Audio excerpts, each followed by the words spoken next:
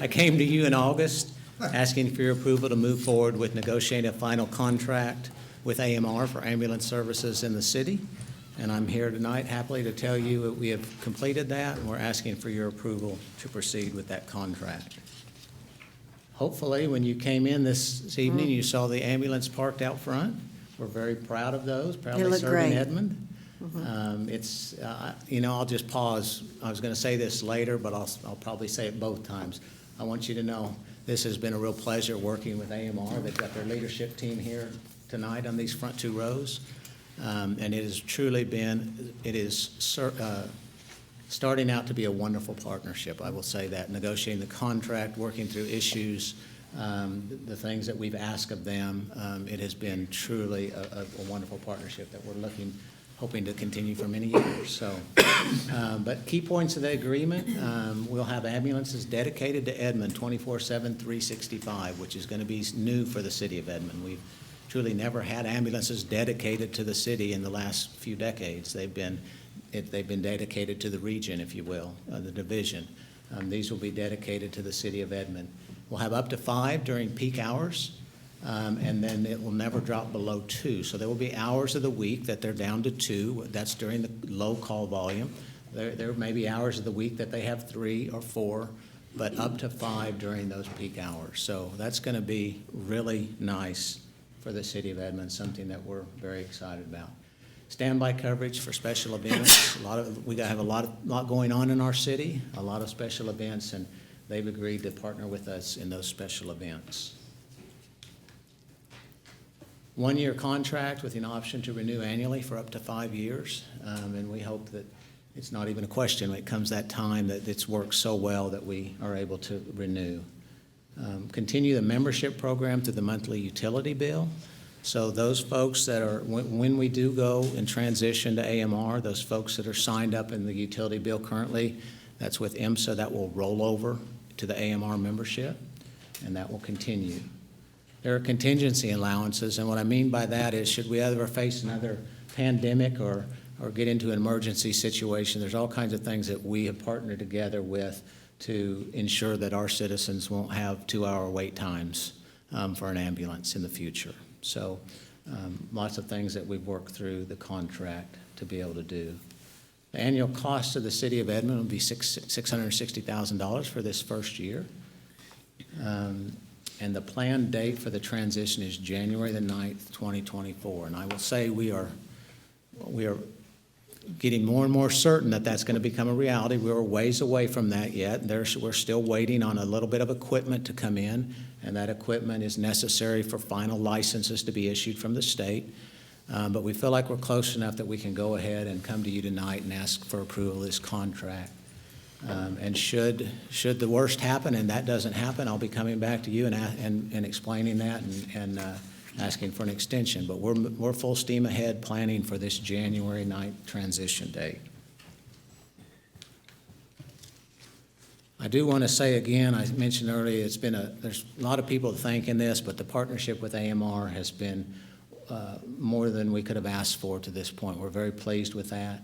The Ambulance Transport Proposal Review Committee, there were 7 members on that committee, 4 members from the fire department staff, but I want to recognize 3 people in particular that really made this committee work, and that's Councilmember Stacie Peterson, who served on that committee. Thank you for your service there. It's my honor. We've got, I believe, Mike Sanders is back here. Mike is this Edmond citizen, very involved in the city, and Mike helped us. He's a retired banker. He helped us review those proposals also.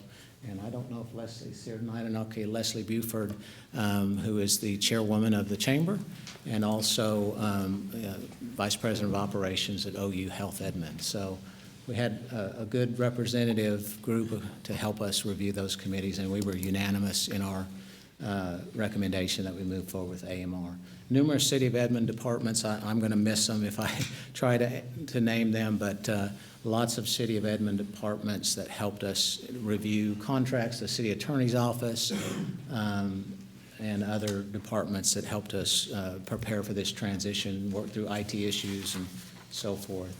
And I have to say, IMSA, I mentioned IMSA there. IMSA has been very good to work with during this transition too. They worked very well with us, and that's very much appreciated as we move towards this transition.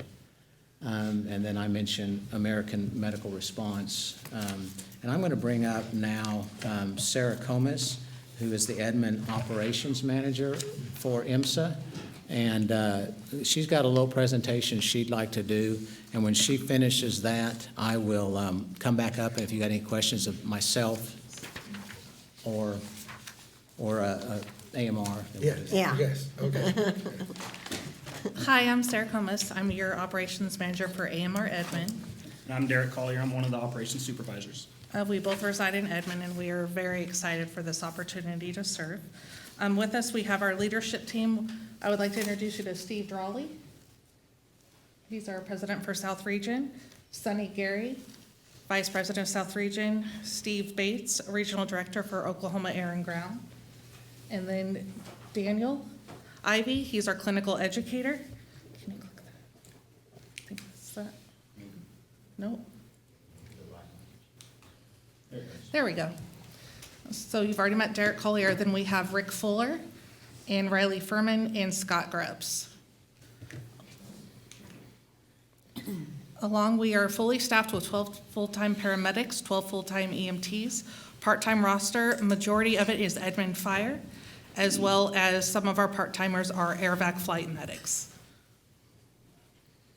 And we also have a current waiting list pending. That's the first ever for me for 20 years in EMS that I've actually told people they're on a list in case we have positions open. So I wanted to ask a question on that. I know out of COVID, there were some staffing challenges, and that's partly why we had to look at a new provider. I know some of the companies and organizations to do that were offering pretty robust temporary contracts to try to boost that. Do you guys feel like y'all have a good kind of pool of applicants and then a stable group that Yes. you're able to partner from to provide services long-term? Yes, absolutely. And during my leadership, I pride myself in that I've always had 100% retention. I haven't had anybody leave. I really take care of my team and help people grow. Great to hear. Thank you. Our posting plan is very simple. Fire Station 1 for Edmond is post 1, and so on. Station 2 is our station, new AMR station, and then same with 3, 4, and 5. Getting to know our community, I like to get very close with the case managers and help them so that way when we have patients that are not in good living circumstances that we can help. Because they're magic. They move mountains and get people what they need. So if it's not safe for them to be in their home. So that's definitely one. Connections at local schools. And then we definitely want to be in membership involvement with the Chamber of Commerce. We would like to do a ribbon cutting ceremony. And then also just participate in community events year round. We were very excited to be part of Winter's Night with Edmond Fire. We got to help set up for Children's Safety Village. We were very excited to have Santa on our rig. And then we also did a Black Rifle Coffee Company where they called me and asked if they could have a couple medics to represent female first responders. And I said I could do you one better. I can get a City of Edmond dispatcher, flight medic, flight nurse for AirVac GMR, 2 of ours from our operation, as well as City of Edmond Police, and then City of Edmond Fire. So it was really cool. They all got to have nice coffee.